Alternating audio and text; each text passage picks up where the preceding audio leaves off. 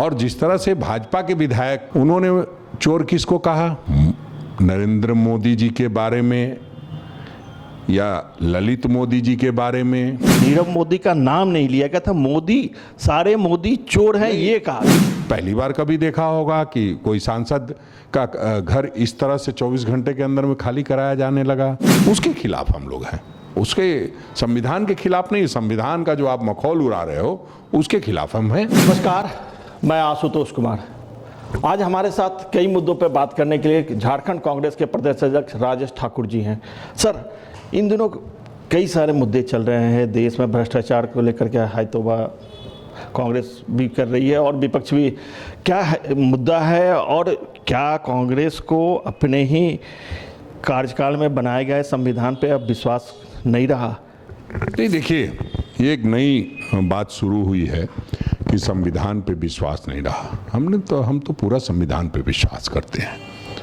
आप देख रहे हैं किस तरह से, क्या ये पहले कभी आपने देखा था कि विभिन्न जगहों पर एक ही मामले को लेकर के मुकदमा हो? क्या पहले कभी आपने सुना है कि एक राज्य का मामला हो, दूसरे राज्य में उस पर मुकदमा होता है और उसी राज्य से सबसे पहले फैसला आता है? मैं ये नहीं कह रहा हूँ कि हमें कोई फैसला से कहीं उस पर न्यायालय प्रक्रिया पर विश्वास नहीं है, लेकिन न्यायालय में जो जिस तरह की कवायद की जाती है उसी अनुसार फैसले आते हैं। और जिस तरह से भाजपा के विधायक, उन्होंने चोर किसको कहा? नरेंद्र मोदी जी के बारे में या ललित मोदी जी के बारे में या नीरव मोदी के बारे में। उन्होंने संदर्भ लिया था नीरव मोदी और ललित मोदी का। लेकिन जो यहाँ भाषा जो हुई थी, इसमें ललित मोदी और नीरव मोदी का नाम नहीं लिया गया था, मोदी, सारे मोदी चोर हैं ये कहा। उनका ये कहते हुए, उनके बारे में ये कहते हुए कि क्या सब लोग इस तरह के होते हैं, उनका कहने का मतलब ये था। तो अब उन लोगों ने तो नहीं किया मुकदमा, दूसरे लोगों ने किया और कई राज्यों में हुआ और उस पर फैसला आता है। फैसले का सम्मान करते हैं। इतनी जल्दी तो, जितनी जल्दी फैसला लिया गया लोकसभा के द्वारा, क्या चैनल और जो टीवी देख करके निर्णय लिए जा रहे हैं? क्या कोर्ट का आदेश उतनी जल्दी पहुंच गया वहां? इतनी जल्दीबाजी क्या है? 30 घंटे के बाद भी हो सकता था, 24 घंटे के अंदर करने की क्या जरूरत थी? पहली बार कभी देखा होगा कि कोई सांसद का घर इस तरह से 24 घंटे के अंदर में खाली कराया जाने लगा? यहाँ लोग साल साल भर रहे। जब लोग नए जीत करके आए, जो हार गए थे, उनका भी बंगला खाली नहीं होता है 6 महीने तक। 6 महीने उनको एक्सक्यूज होता है। और इतनी जल्दीबाजी तो आप कहीं ना कहीं जो हमारा दिया हुआ संविधान है उसका मखौल उड़ा रहे हो। उसके खिलाफ हम लोग हैं, उसके संविधान के खिलाफ नहीं। संविधान का जो आप मखौल उड़ा रहे हो उसके खिलाफ हम हैं। कहाँ मना कर रहे हैं? बिल्कुल उसकी खिलाफत करेंगे और तबीयत से करेंगे। और सच्चाई ये है कि उल्टी गिनती शुरू हो गई है। बौखलाहट इसी बात की है। वरना ऐसे, अरे कोई कंपनी है, कोई कॉरपोरेट सेक्टर है, उसके खिलाफ कोई बोल रहा है, प्रधानमंत्री जी क्यों विचलित हो रहे हैं? हमें ये नहीं समझ में आता। अरे अडानी के बारे में कहा है, आप क्यों विचलित हो रहे हैं? जब आप विचलित होने लगे तो ये लगा कि आपकी और अडानी की यारी भारी पड़ रही है देश पर। और उस नीयत से वो जब बातें सामने आई है तो आप भी घेरे में आ गए हैं, जनता की नज़र में आ गए हैं कि आप इस तरह का समर्थन देते हैं कि उसके लिए किसी भी हद तक जा सकते हैं। अरे सवाल ही तो पूछ रहे थे राहुल जी, और तो कुछ नहीं किया। और संवैधानिक तरीके से सवाल पूछ रहे थे। पहले आपने माइक म्यूट करा दिया, फिर स्पंज करा दिया स्पीकर से। स्पीकर की मर्यादा कहाँ गई? क्या कह दिया था जो स्पंज करने की जरूरत पड़ी? म्यूट करने की जरूरत क्यों पड़ी? कभी हमें चलाना पड़ता है डेमोक्रेसी म्यूट, कभी डिस्क्वालीफाइड डेमोक्रेसी। ये ठीक है क्या? सब इनकी वजह से हो रहा है और इनको समझना पड़ेगा। और जेपीसी की तो मांग कर रहे हैं, जो आपकी और हमारी कमेटी होगी, आपके नेताओं की कमेटी होगी, उसमें आपके नेता होंगे, हमारे नेता होंगे। उससे क्यों घबराते हैं? अरे इतने तो अपने ऊपर भी कोई आरोप लग जाए तो बोलता है कि ठीक है भाई, ये संसदीय समिति है, इसे आप करा लो जांच। तो आप पर तो कोई बात नहीं थी, आप इतना व्याकुल क्यों हो गए? तो आप देख रहे हैं किस तरह से एयरपोर्ट की सुरक्षा हो, एयरपोर्ट हो, सारी चीज़ें दी जा रही है लगातार। जो भारत सरकार का वित्त विभाग है वो भी इस पर प्रश्न उठा रहा है और आप इस तरह से हल्के में ले रहे हैं, तो इसका मतलब दाल में कुछ काला है या पूरी दाल ही काली है। लेकिन सवाल ये है कि जैसे जेपीसी के गठन की मांग को लेकर के संसद का जो सत्र है, करोड़ों रुपए प्रतिदिन खर्च होते हैं एक संसद के सत्र में, वो बर्बाद तो हो रहे हैं। जनता के सवाल कहीं ना कहीं अछूते रह रहे हैं जो जनहित के मुद्दे थे। तो एक जेपीसी का गठन नहीं हुआ, लेकिन सुप्रीम कोर्ट ने कमेटी के गठन किया है। क्या उस जांच पे कांग्रेस को भरोसा नहीं है? ये सोचने की जिम्मेदारी हमारी और आपकी है कि सरकार की है कि सदन कैसे चले? ये सरकार की जिम्मेदारी होती है। जो संसदीय मंत्री होते हैं उनकी जिम्मेदारी होती है कि कैसे बात करके संसद को चलाना है।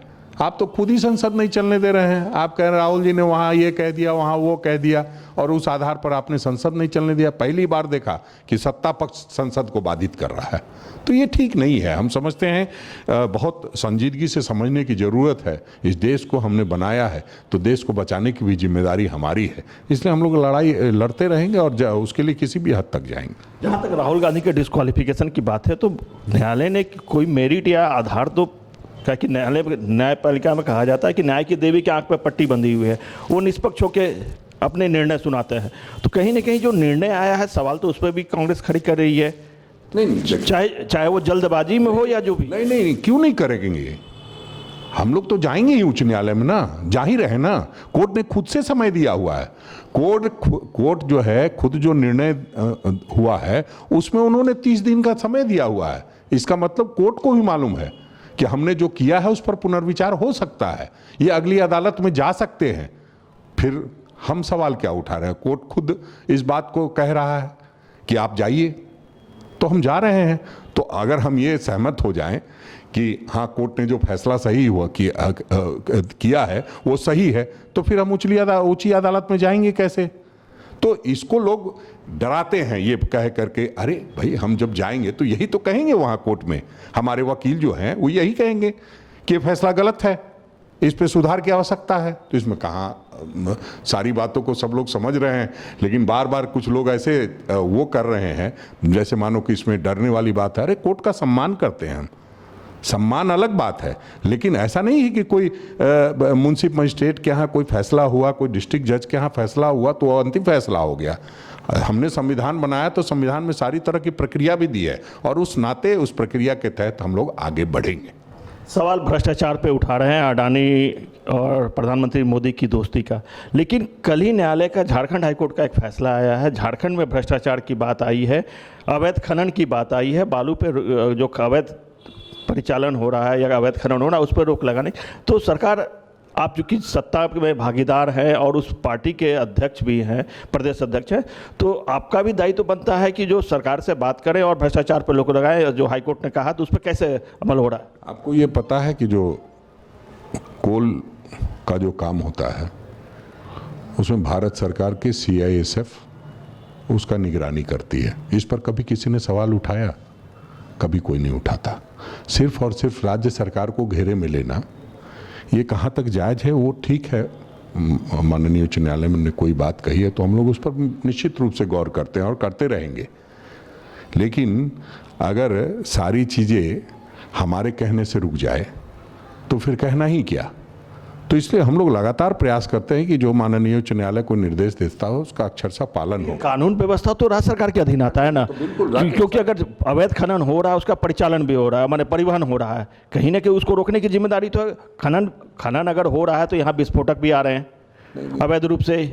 नहीं, यही तो बात है। यही तो उस तरह की बात हो गई कि गृह मंत्री जी आए, उन्होंने कहा कि झारखंड में बांग्लादेशी घुस रहे हैं। अरे शर्म करिए, आपकी जो बॉर्डर सिक्योरिटी फोर्स है वो क्या कर रही है?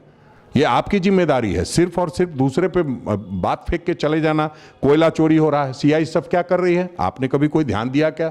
और सरकारी कंपनी है CCL, वो क्या कर रही है? वो कितने मामले दर्ज कराने के लिए राज्य सरकार के पास आती है? कभी आई है? कभी जा करके कहती है हमारे यहाँ चोरी हो रही है, इसको रोकिए? तो सिर्फ और सिर्फ राज्य सरकार को कटघरे में करना ठीक नहीं है। हम लोग लगातार संजीदगी के साथ हमारे मुख्यमंत्री जी काम कर रहे हैं, उसमें कई तरह की बातें सामने आती है, उस पर रोक भी लगाई जाती है, लेकिन सिर्फ ये कह देने मात्र से मामला खत्म नहीं हो जाता है। हम लोग लगातार प्रयासरत हैं कि इन सारी चीज़ों पे अंकुश लगे। अब पिछले जो 10, 12, 15 सालों में लगातार भारतीय जनता पार्टी का शासन रहा है, उनका जो रवैया रहा है, जो अधिकारियों को उन्होंने खुली छूट दे रखी थी, उसको तो सुधारने में वक्त लगेगा ही। तो ये थे राजेश ठाकुर जी, इन्होंने साफ कहा जो लोग भ्रम फैला रहे हैं उनको भ्रम फैलाने दीजिए, हम लोग फुल प्रूफ नीति लेकर आएंगे। इसके अलावा उन्होंने भ्रष्टाचार सहित अन्य मुद्दों पर लंबी बातचीत की।